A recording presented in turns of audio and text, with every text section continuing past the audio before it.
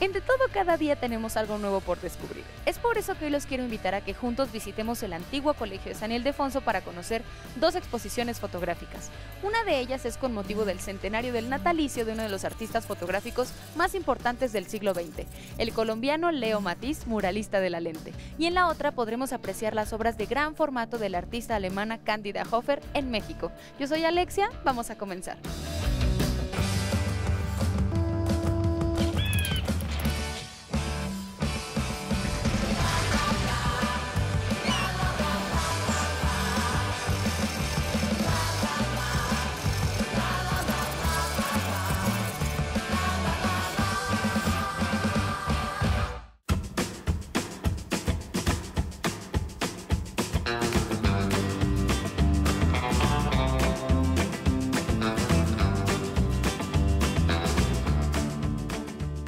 Para conocer estas dos exposiciones nos va a acompañar Gabriela, que es la curadora. Gabriela, empecemos con Leo Matiz, quien es considerado como el fotógrafo más importante colombiano del siglo XX. ¿Por qué realizar una exposición dedicada a este personaje tan importante para la fotografía? En este año celebramos el centenario del nacimiento de Leo Matiz. Como bien dices, es un fotógrafo que quizá no es muy conocido en México, pero en Colombia está considerado como el gran maestro del arte fotográfico del siglo XX. Quisimos hacer esta exposición homenaje para dar a conocer su legado y sobre todo que nuestro público descubra el trabajo de este maestro de la lente que residió 7 años en nuestro país. Leo Matiz fue un personaje multifacético. Leo, antes de dedicarse a la fotografía, fue caricaturista, tuvo múltiples oficios y finalmente un día el abuelo del actual presidente de Colombia le regaló una cámara y le dijo: Leo, es que tú debes de dejar de hacer caricatura y dedícate a la fotografía. Eres muy bueno en esto y tienes un ojo como muy particular para la imagen. Leo decidió dedicarse a la fotografía. Pero digamos que bueno, justo en esa época estaba en pleno auge la época del cine de oro mexicano. Ve la película allá en el Rancho Grande y queda fascinado con nuestro país. Entonces siempre queda presente en él el hecho de decir, en algún momento de la vida yo quiero ir a México, quiero conocer y disfrutar de estos paisajes que pude admirar en esta película, pero sobre todo quiero conquistar ese país. Leo se embarca en una aventura, sale de Colombia a Panamá en barco, y hace todo el trayecto desde Panamá a México a pie. Llega a México, finalmente puede descubrir esta estética muy característica del cine de oro mexicano. Logra relacionarse con un amplio círculo de intelectuales y de artistas de la época y bueno, finalmente logró conquistar México.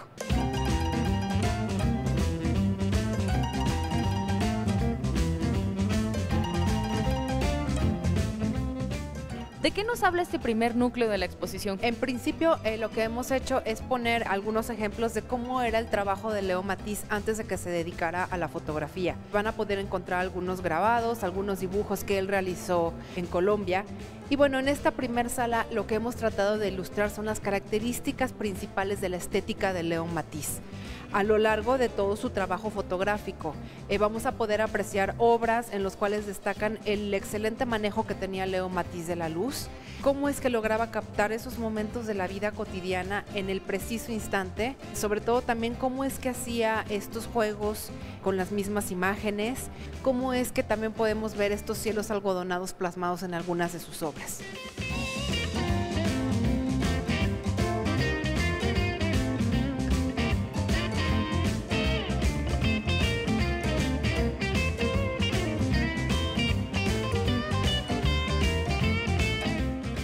Muchas de las fotografías de Leo Matiz son testigos de un México que pertenece al pasado nostálgico en la identidad de todos nosotros.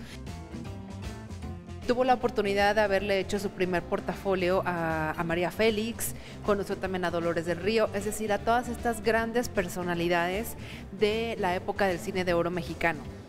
Pero también pudo conocer a grandes artistas como lo fueron Diego Rivera, José Clemente Orozco y David Alfaro Siqueiros.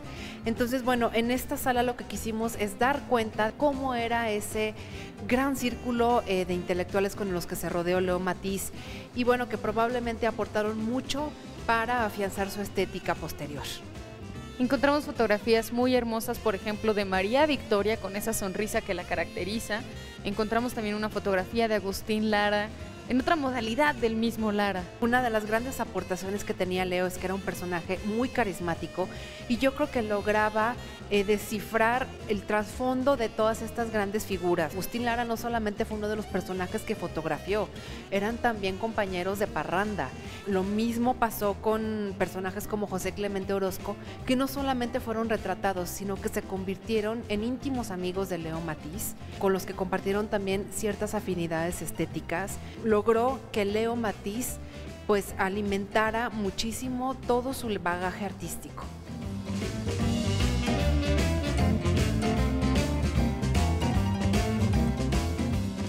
Tenemos un par de fotografías que ilustran cómo era el trabajo de Frida Kahlo con sus discípulos, los que fueron conocidos como los Fridos. También cómo es que fue la interacción con grandes directores de cine como Luis Buñuel, el Indio Fernández, personajes como Jorge Negrete tras bambalinas.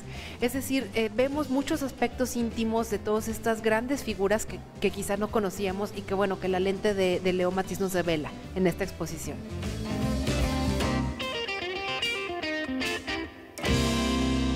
¿Cómo seleccionaron 81 fotografías? Seguramente fue una labor bastante compleja. Fue una labor donde tuvimos que ir acotando poco a poco el universo de qué era lo que queríamos que el público conociera de Leo. Obviamente el universo fotográfico de Leo es gigantesco porque bueno, no solamente vivió en Colombia, vivió en México, también vivió en Venezuela, en Estados Unidos. Entonces bueno, poco a poco fue decidiendo, bueno, qué es lo que queremos que el público descubra. Obviamente uno de los grandes genios de la fotografía en blanco y negro, porque Leo siempre trabajó en un soporte blanco y negro. Él mismo decía que él veía sus sueños y la realidad en blanco y negro. ¿Cómo es que el público se puede dar cuenta de la visión del fotógrafo ante el mundo? Quisimos también explorar la posibilidad de esta parte que no era tan conocida del trabajo de Leo Matiz en México, en este México posrevolucionario que descubrió Leo Matiz a su llegada. Fue una labor muy difícil, pero bueno, creo que logramos acotarlo y sobre todo también queríamos que hubiera un diálogo con San Ildefonso. ¿Cómo es que podemos relacionar a Leo Matiz con San Ildefonso? Y la clave fue José Clemente Orozco. Leo Matiz y José Clemente Orozco establecieron una relación de amistad muy estrecha, quizá porque ambos también tenían un mismo pasado. José Clemente también había sido caricaturista, al igual que Matiz, los dos provenían de un origen humilde. Entonces, bueno, quizá la relación fue no solamente de compartir visiones estéticas similares, sino quizá también de una mutua admiración. De hecho, dentro de una de las obras que tenemos en esta sala es un álbum de recortes que Leo Matiz preparaba para enviar a su mamá, bueno, para que su mamá viera que a pesar de que había salido de Colombia, él tenía una carrera muy exitosa. Entonces le hacía este libro de recortes a su mamá con todas las notas periodísticas que se publicaban acerca de sus exposiciones. Y justamente el visitante va a poder ver en una de estas vitrinas este álbum abierto en una página donde hay una dedicatoria que dejó José Clemente Orozco a Leo Matiz porque no pudo asistir a una de sus inauguraciones. También hay unas fotografías donde, bueno, los vemos platicando amenamente. Y quizá lo más importante de la aportación de Leo Matiz a esta sala es que Leo Matiz logró lo que ningún otro fotógrafo había logrado antes con José Clemente Orozco. El darnos esta visión más íntima de Orozco, de un Orozco que está compartiendo momentos con su hijo, que está leyendo el periódico, en su estudio, creando sus obras, pero sobre todo de un Orozco que se ve feliz, un Orozco sonriente. Muchos de los críticos de arte y digamos que también personajes que rodearon a Orozco siempre lo caracterizaban como un personaje muy hostil, muy agrio, es más, hasta su propia esposa se expresaba así de él, y Leo Matiz logró a través de su carisma el poder arrancar una sonrisa de este gran creador, que nos lo muestran en un aspecto mucho más humano y quizá ya no en esta figura de gran titán del muralismo mexicano.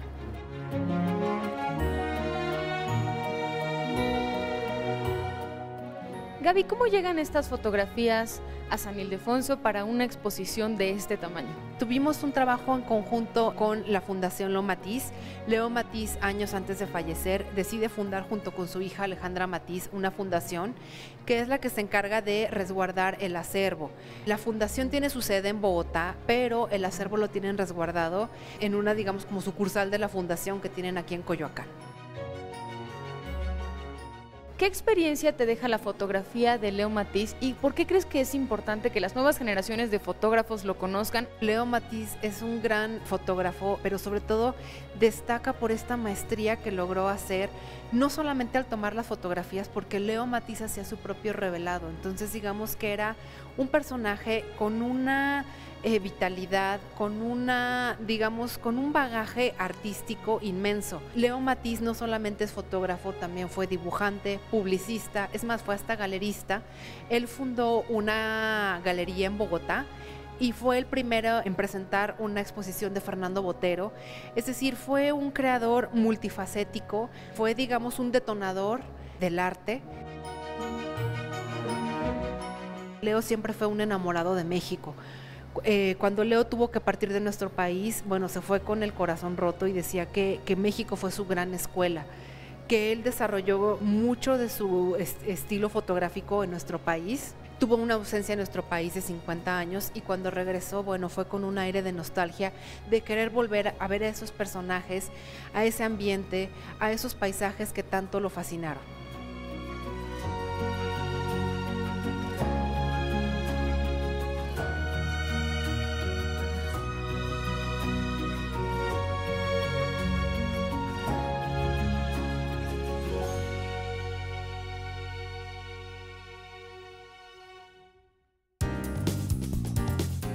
Desde los autorretratos de los viejos maestros a las selfies contemporáneas tomadas en teléfonos, una exposición de Londres explora el potencial creativo de un modo de expresión cuya forma moderna a menudo se ridiculiza como inane. La Galería Saatchi de Londres lanza From Selfie to Self-Expression, que se dice será la primera exposición del mundo en la historia de las selfies. Comienza con Rembrandt, el artista holandés del siglo XVII. Sus pinturas están representadas en pantallas digitales en las que las personas pueden dar like, resultando en un corazón rojo que aparece sobre la imagen, al igual que en las redes sociales, dijo el director ejecutivo de la galería, Nigel Hurst. It's how we would like the world to see us, rather than how we are and who we are.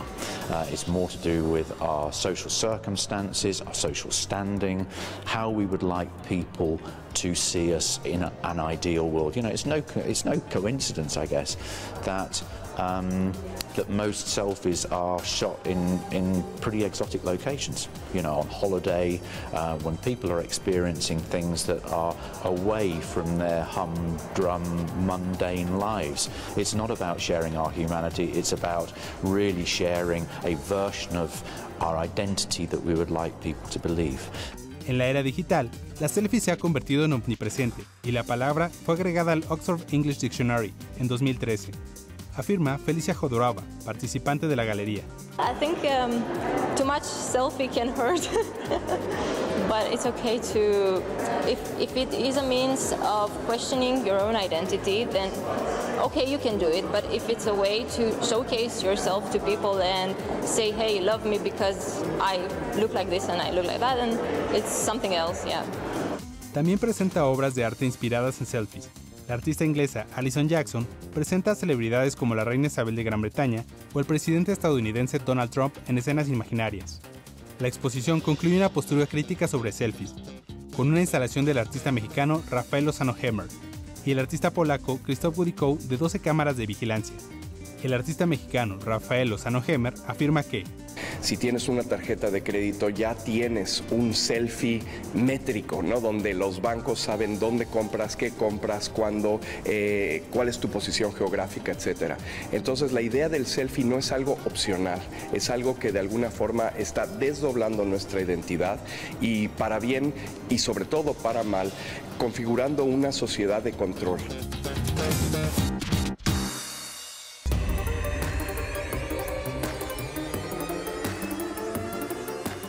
¿Qué es lo que caracteriza la obra de Cándida?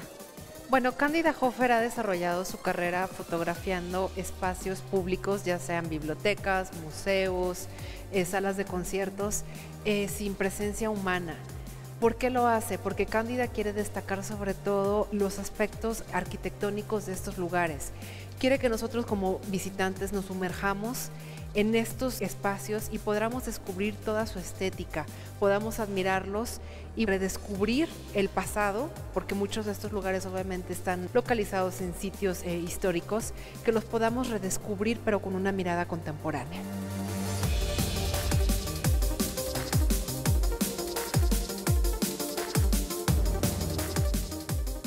al ser las obras de gran formato, logran retratar de manera inigualable la magnificencia de cada uno de estos espacios. Es algo verdaderamente único. Cándida estuvo en nuestro país en otoño de 2015 y realizó un recorrido por diferentes estados. Fue a Puebla, fue a Oaxaca, estuvo aquí en la Ciudad de México, fue a Jalisco, a Guanajuato y retrató muchos de estos espacios que quizá nos resultan muy conocidos a nosotros como mexicanos. Por ejemplo, a nuestras espaldas tenemos el Teatro Degollado, también fotografió la Catedral, pero con esta mirada que destaca sobre todo estos espacios arquitectónicos, destaca sus características estéticas y bueno, nos invitan a que por más que hayamos visitado estos espacios múltiples ocasiones, es a redescubrirlos. Quizá hayamos asistido a algún concierto, hayamos ido a visitar el Museo de Antropología e Historia, pero es cómo se ven estos espacios sin la presencia humana. Y no solo eso, sino también verlos a través de su lente con una perspectiva que ella nos presta un ratito para poder ver, por ejemplo, el Museo Nacional de Antropología. Desde ese lugar tan alto, ver un museo tan grande con piezas de esas dimensiones en estas imágenes es padrísimo. ¿Qué es lo que da pie a esta exposición?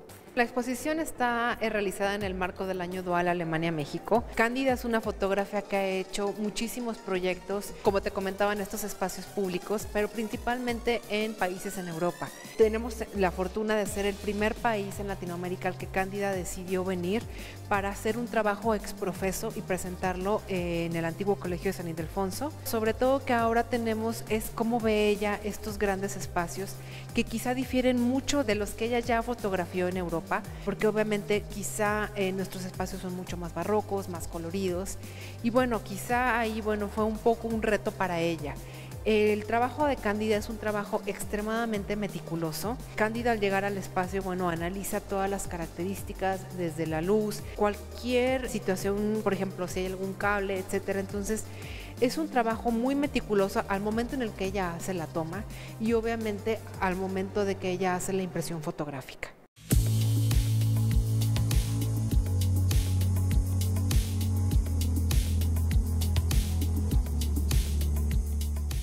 Entre los recintos mexicanos que fotografió Cándida Hofer encontramos, por ejemplo, la Catedral Metropolitana, que es una de las construcciones más emblemáticas de nuestro país, cuya fotografía tenemos aquí con nosotros. Efectivamente, Cándida Hofer hizo un recorrido, como te comentaba, por varios estados de nuestro país y en nuestra ciudad obviamente decidió tomar fotografías de los espacios más icónicos, el Palacio de Bellas Artes, la Catedral, el Museo de Antropología. El objetivo principal de la fotografía de Cándida es destacar la belleza arquitectónica de estos espacios. Quizá también esta exposición sea una excepción porque a pesar de que estas fotografías no tienen presencia humana, Cándida decidió retratar esta gran maqueta que hay en el Museo de Antropología, en donde se hace una representación de cómo era la vida en el mercado de la Gran Tenochtitlán. Ahí tenemos una presencia humana. El proyecto sirve, yo creo que sobre todo para redescubrir estos espacios arquitectónicos de antaño, pero también ella decidió fotografiar espacios como la Biblioteca Vasconcelos, que son espacios muy contemporáneos, públicos, pero que nos invitan también a que podamos redescubrir las características arquitectónicas. Por ejemplo, en fotografías como la Biblioteca Vasconcelos o la misma Catedral Metropolitana podemos admirar la simetría de un lugar que quizás cuando estamos ahí no lo podemos percibir, pero a través de la lente de Cándida tenemos esta oportunidad. Y cuando vemos, por ejemplo, una fotografía del telón en el Palacio de Bellas Artes, nos damos cuenta de lo hermoso que es al poder admirarlo desde una perspectiva distinta.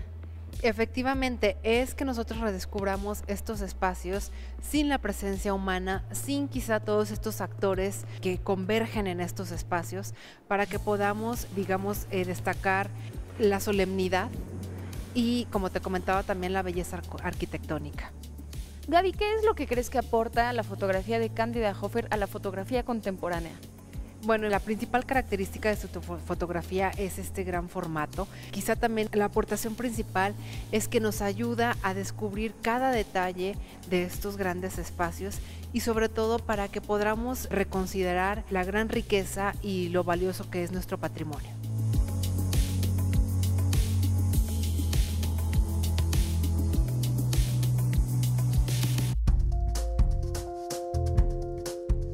Más de una docena de obras del pintor británico Banksy entran en una colección de arte callejero y contemporáneo, que se espera vender por más de $800,000 en una subasta en Los Ángeles. El lote superior en la calle de Julien y subasta de arte contemporáneo de Banksy es Umbrella Rat, una plantilla de aerosol original de una rata sosteniendo un paraguas. Se encontró en una puerta de metal en Berlín que se espera vender por más de $100,000. El subastador Michael Doyle dice al respecto: Most of the times examples of these get covered up by the city or different private building owners, so it's very rare to find an existing piece of street art that, is actually from the streets of his. Otra obra de Banksy se espera que pasen bajo el martillo e incluyen Black Bobby, una plantilla de aerosol de un policía británico, y la pantalla imprime Bob Love y Toxic Mary. Banksy, quien ha mantenido su identidad en secreto, es conocido por obras en edificios que muestran comentarios irónicos y provocativos sociales, y acrobacias políticas como su reciente inaugurado World of Hotel en la ciudad palestina de Belén. Doyle nos explica la razón de tanto interés en la obra del artista. Especially now in these very political times, a lot of his artwork is taking on even increasing significance and being valued higher because the political message speaks to people more directly. El precio más alto por una obra de arte de Banksy fue alcanzado en 2008 cuando Keep It in Spotless se vendió en $1.8 millones en Sotheby's, en Nueva York.